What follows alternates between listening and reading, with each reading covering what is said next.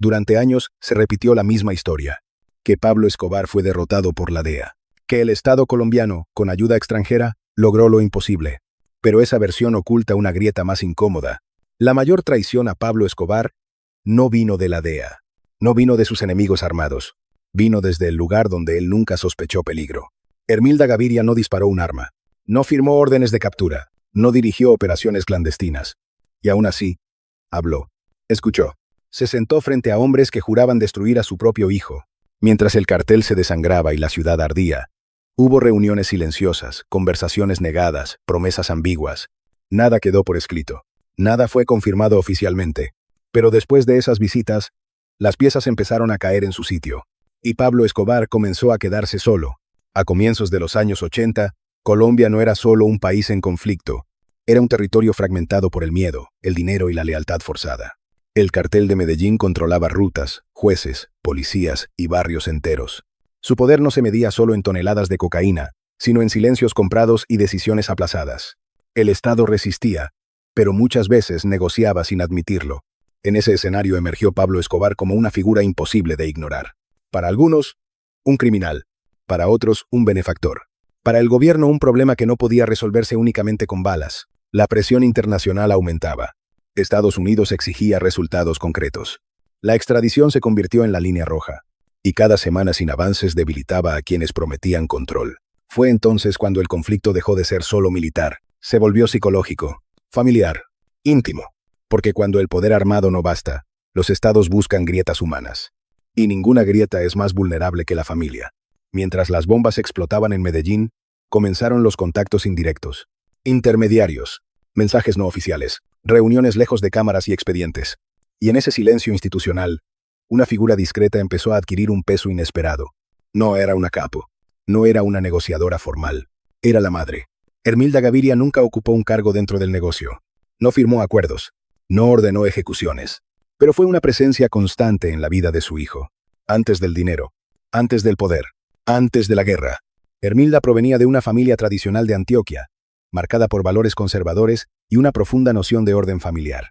Durante años, defendió públicamente a Pablo, negó acusaciones, minimizó rumores, insistió en que su hijo era víctima de persecución. Sin embargo, a medida que la violencia escaló, su posición comenzó a cambiar. No por ideología, no por lealtad al Estado, sino por miedo. Las amenazas dejaron de ser abstractas. Los enemigos ya no eran nombres lejanos. La posibilidad de perderlo todo, incluida la vida de su hijo, se volvió real.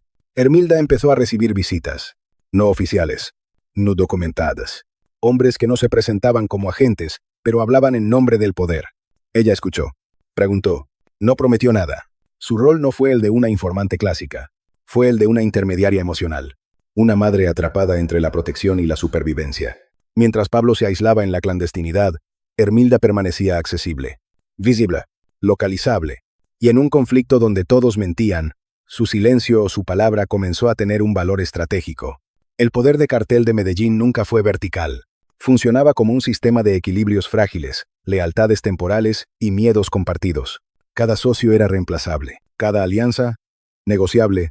En el centro estaba Pablo Escobar, pero su autoridad dependía de una red que no siempre controlaba.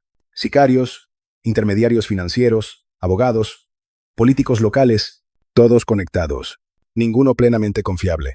A medida que la presión aumentó, la red comenzó a resquebrajarse. Algunos socios buscaron acuerdos individuales. Otros ofrecieron información parcial para ganar tiempo. La unidad del cartel dejó de ser una certeza. En ese contexto, la familia se convirtió en un punto de contacto indirecto.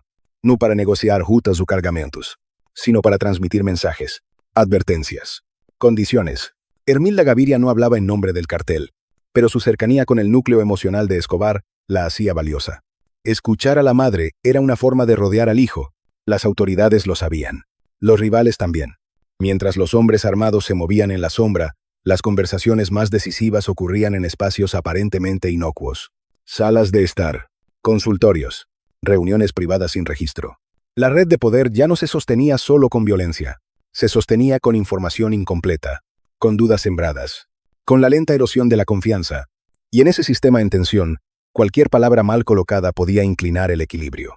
No existen actas oficiales. No hay grabaciones. No hay documentos firmados que confirmen un acuerdo. Pero los archivos incompletos también hablan. A finales de los años 80, distintos reportes internos comenzaron a coincidir en un mismo punto. El canal de información no venía del círculo operativo del cartel, sino del entorno familiar. Según documentos judiciales desclasificados años después, las autoridades identificaron contactos indirectos con personas cercanas a Escobar que no figuraban como objetivos prioritarios.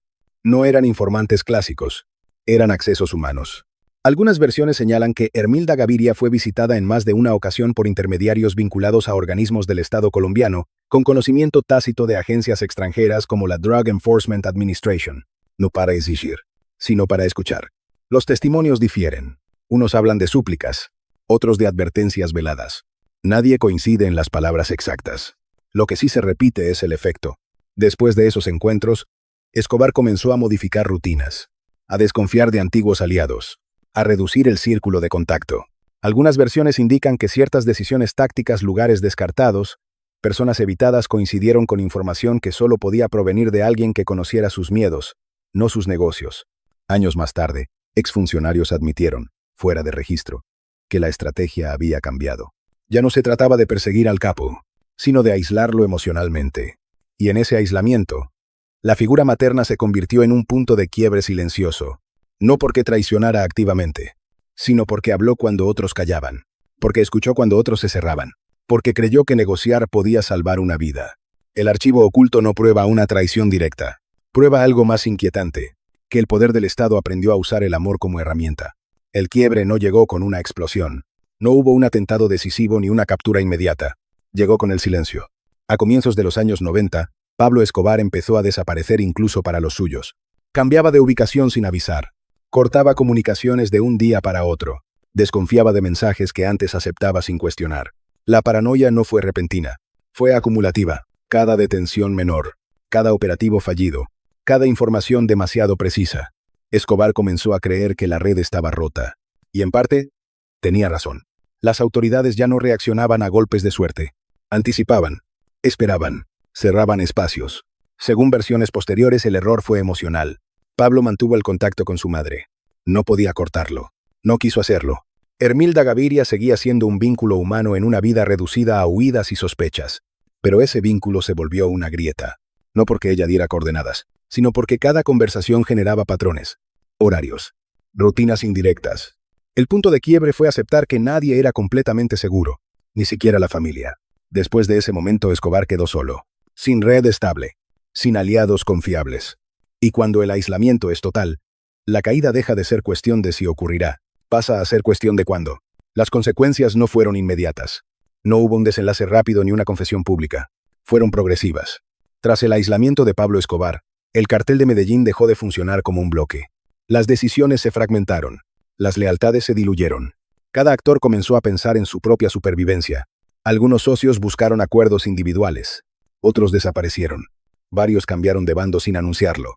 El Estado, por su parte, ajustó la estrategia. Menos confrontación directa. Más espera. Más presión indirecta. Hermilda Gaviria quedó al margen de la escena pública. No fue acusada formalmente. No fue reconocida como colaboradora. Su nombre no apareció en expedientes centrales.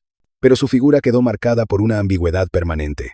Para unos, fue una madre desesperada. Para otros, una pieza silenciosa dentro de una operación mayor. Lo cierto es que, tras la caída de Escobar, nada volvió a ser igual. El cartel se desintegró. El modelo cambió. El poder se dispersó. Y la historia oficial prefirió simplificarlo todo. Una guerra ganada. Un enemigo derrotado. Sin mencionar el costo íntimo de esa victoria. No hubo declaración oficial. No existió una confesión. Nadie cerró el expediente con una firma definitiva. Hermilda Gaviria pasó sus últimos años lejos del foco. Sin entrevistas reveladoras. Sin versiones finales. Guardó silencio. El Estado nunca confirmó contactos formales. Las agencias negaron acuerdos. Los documentos permanecieron incompletos. Y sin embargo, la duda persiste. Porque en una guerra dominada por hombres armados, explosiones y cifras, el factor decisivo pudo haber sido una conversación privada. Una madre escuchando. Un poder esperando. La historia eligió recordar a Pablo Escobar como un enemigo del Estado. No como un hijo atrapado entre la violencia y el afecto, ni a su madre como algo más que una figura secundaria. Pero las grietas no siempre aparecen en los archivos públicos. A veces sobreviven solo en el silencio. Y ese silencio, hasta hoy, sigue sin resolverse.